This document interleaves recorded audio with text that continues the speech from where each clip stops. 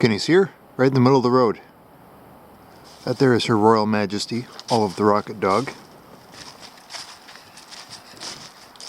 Taking Her Majesty out for a walk this morning.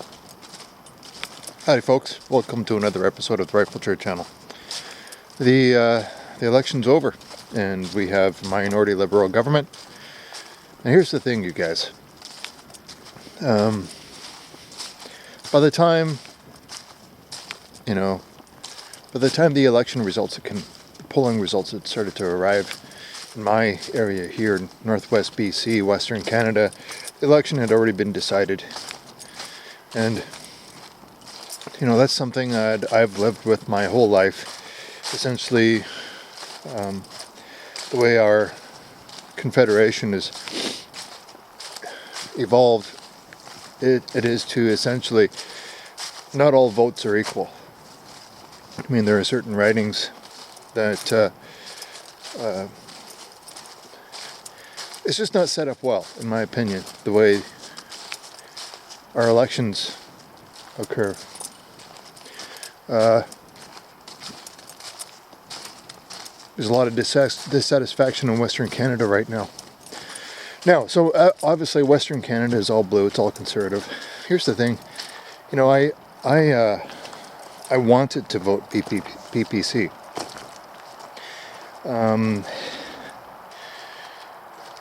I voted Conservative, and my local Conservative candidate did not win.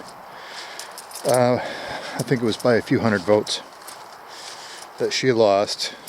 The NDP is very, very strong in the Skeena riding, and they've essentially won every election for as long as I can pretty much remember, with the exception of once by Mr. Mike Scott. That was when was that? Long, long time ago. So, Skeena riding is NDP. BC essentially said, we ain't voting Liberal, with a couple of minor exceptions. They voted either Conservative or NDP. NDP has always had a strong following here in coastal BC, Lower Mainland, Vancouver. They've always been pretty strong down there. Kind of the touchy-feely socialist types down there. So that's nothing new. However, all this talk about Wexit and Canadian separation, it's a real sentiment. It's a real feeling. And we're not talking about... we're talking about people of all ages, but mostly we're talking about people of my age bracket.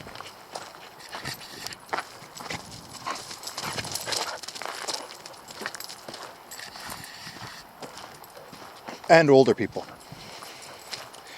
Where, they've been shafted by Quebec and Ontario for long enough, where, they're actually ready to get divorced from Canada. They're ready for it. I mean, on election day, what we really came to understand is that Canadians don't care about the same issues that we do. Atlantic Canada, Central Canada, to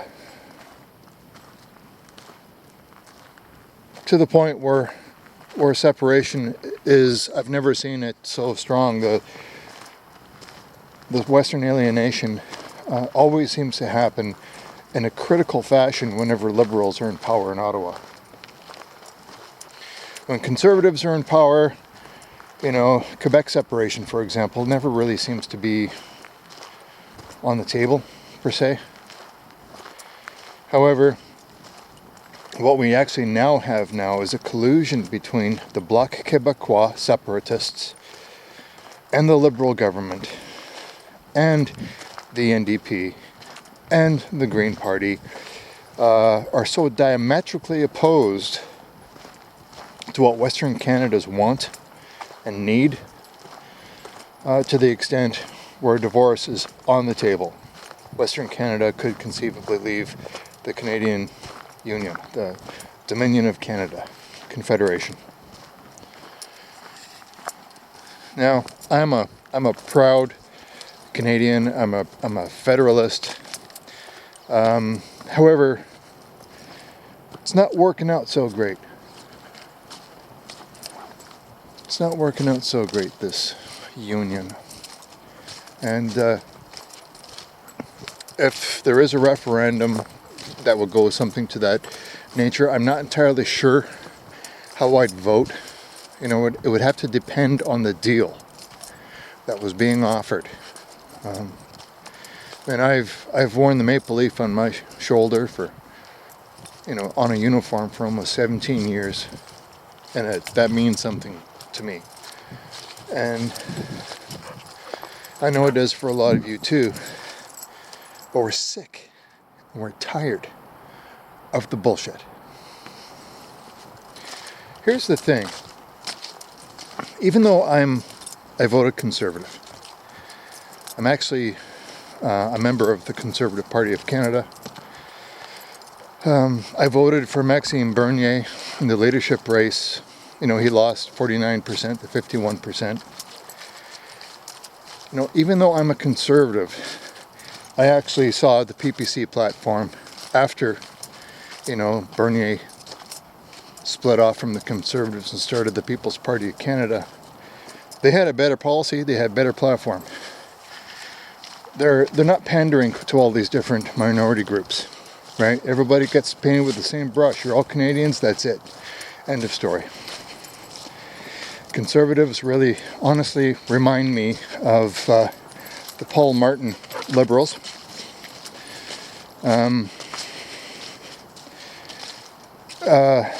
So it's one of the reasons why I'm attracted to the PPCs. I'm not a Liberal. Right? If you voted Conservative, a lot of you out there seem to be very Liberal-minded. That's fine. That is what it is. However, I don't want to vote. Here's the thing.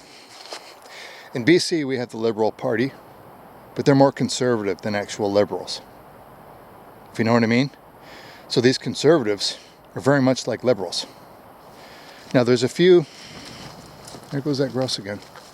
There's a few Conservatives in the Conservative Party of Canada that are true Conservatives. And in my opinion, Scheer, after the election, should have stood down as the leader of the Conservative Party of Canada. And I'll tell you why. Now, I know that's going to upset a whole bunch of you out there. But I question his leadership ability. I question his experience to be the leader of the Conservative Party of Canada. One of the very, very first things that he did was to split his base by essentially castrating Maxime Bernier, the chap who won 49% of the leadership seats, 51 went to Scheer. One of the first things that Scheer did was to split his base by essentially publicly castrating Maxime Bernier and making his life impossible for him to stay in the party. Here's what a leader is supposed to do, is to take all the people that are in the party and represent them. If one side is offering ideas that are good ideas, adopt them. So he didn't. He made a public spectacle out of Maxime Bernier and essentially forced him out. Maxime Bernier resigned, but he was basically given his notice. That's not leadership. That's what destroys a party. It's not what makes a party. And I think we saw that in the election. So Maxime Bernier breaks off and he builds the People's Party of Canada. He doesn't get 338 candidates to run for his party, but he came pretty darn close, which in and of itself is a huge feat of leadership for him to even be able to accomplish that. Here's the deal. Back in the old days, when the Reform Party of Canada split off from the Conservative Party of Canada, it was because of the same issue of conservatives no longer really representing conservative principles and values. They're pandering to all these different interest groups, minority groups, and they're kind of losing the big picture. Now here's the thing. This whole thing is exactly the same issue. It's the same problem where the Conservative Party of Canada, which is essentially the Liberals from 20 years ago, starts to drift away from the principles and the values that make them conservative. So even though they've got conservative in their name, they're more liberals. So there's MPs like Michelle Rempel, who have excellent leadership skills, very well spoken, very well, intellectual members of Parliament that should have been offered an opportunity to run as the leader of the Conservative Party of Canada. I have no idea if she has aspirations in that regard. She may or may not. She's been an avid supporter of Andrew Scheer. But here's the deal, guys. It takes integrity. It takes gravitas. It takes leadership to actually resign and do the right thing. He lost the election. Even though the Conservatives got more seats, Trudeau's still in power. Now you can sit there and be divisive. This is something I'm going to be thinking about a lot, as to whether or not I've been pretty hard on the left, I've been hard on Liberals, been hard on the Greens, NDP.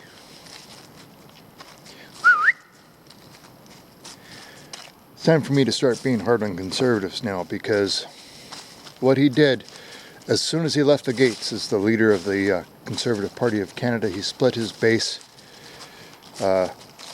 demonstratized Maxime Bernier, and then, of course, now he's basically recruited more competition, because now the PPC was born. The Conservatives conceivably may have lost in the neighborhood of around 6 or 7 seats, because Conservatives had actually voted for PPC. Now these aren't just lightweight Conservatives that joined the PPC. Some of these have been lifelong Conservatives that feel that they were betrayed by Andrew Scheer. He simply does not have what it takes. He's got more of what he needs to be a prime minister than Justin Trudeau has. But he should have won that election. And it's not the PPC's fault. Now, I see not only from him, but also a significant number of you Conservatives out there were being very, very hard on people that were voting for PPC. A number of people that I know referred to them as traitors. They're un-Canadian, and that's not appropriate. It's exactly what I'm talking about. This, divisiveness. It's not only coming from the NDP, Greens, and the Liberals. It's coming from the Conservative Party too.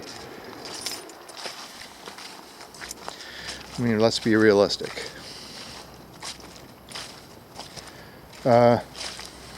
So, anyway, Andrew Scheer, he's not going to stand down.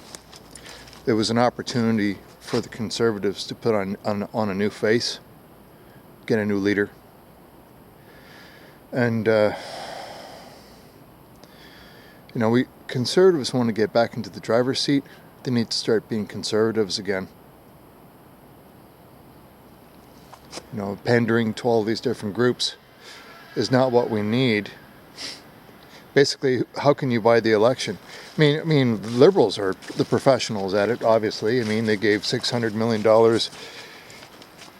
to the media, and Of course, what that essentially did was buy the election for them. They're going to get the best coverage.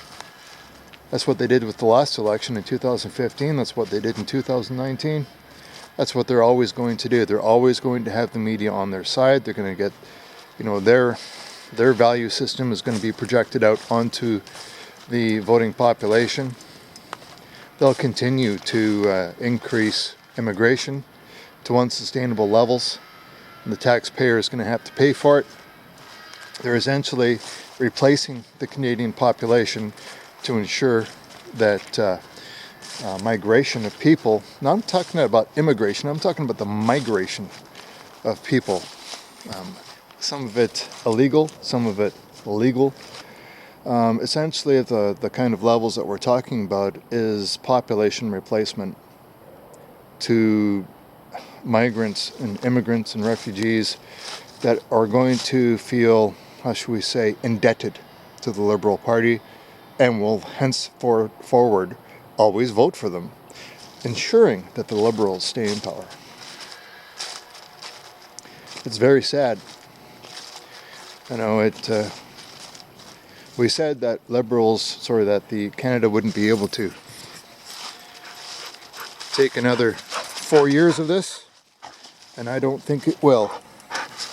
That's why we see Canadian separation on the table. Good girl. Good girl.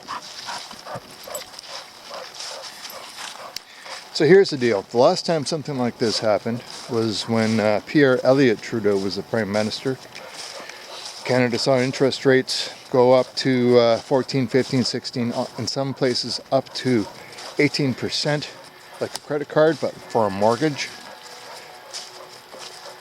And the economy went to the tank because Canada was in so much debt it couldn't claw its way out. That's what happened in New Zealand many, many years ago, where the entire country essentially had to declare bankruptcy. And that's the direction we're going. So get yourselves out of debt, folks. It's time to take care of number one, and that number one is you. The country might be lost. It may never recover. There's, in the neighborhood, some of the numbers being passed out there is that babies being born today are coming to this world in the neighborhood of around $50,000 in debt because of Trudeau's debt spending. As soon as you're born, you're $46,000 to $50,000 in debt. It's unsustainable. So you got to think about number one, and that's you. Do what's right for you, and basically position yourself for success. And maybe the country isn't worth sacrificing for anymore.